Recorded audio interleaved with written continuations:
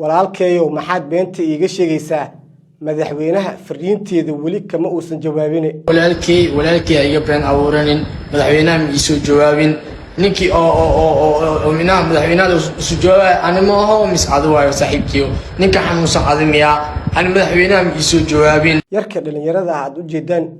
guuxaya ayaa lagu magacaabaa waana mid kamid ah dhalinyarada isticmaasha aaladda TikTok-ga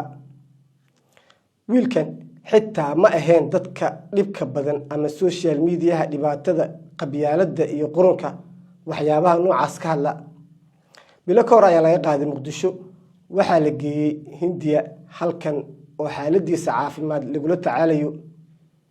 maalmo ka hor muuqaal ayuu soo duubay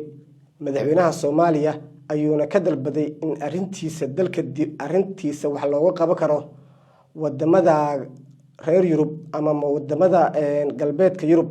sidaas darteedna madaxweynaha ayuu ka codsaday in arintan uu ka caawiyo codsigii madaxweynaha intuu maqnaa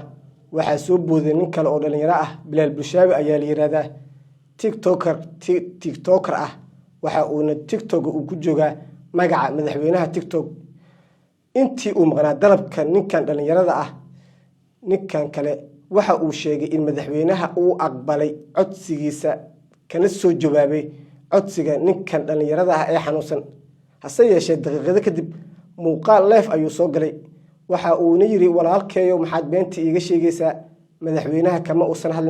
kama uusan hadal arinteeda fariinteeda kama soo jawaabin fariinta madaxweynaha u diray anay ma soo gaarin sidee ku ogaatay in madaxweynaha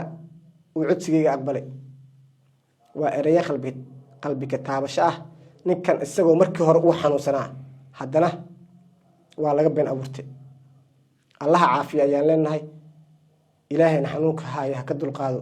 bini aadamna ilaahay gacantiisa ka koriyo isbitaalka Amora Specialist waxa uu dalka keenay qalab casri ah oo adigoo aan qalin lagu marsiin ama dawo lagu siin ayaa laga daaweynayaa hameeyirida ragga waxaan xaadir kugu ah isbitaalka dhaqaatiir PhD sidata oo 20 sano wax ka badan ka shaqeynayay cilmiga cudurrada ragga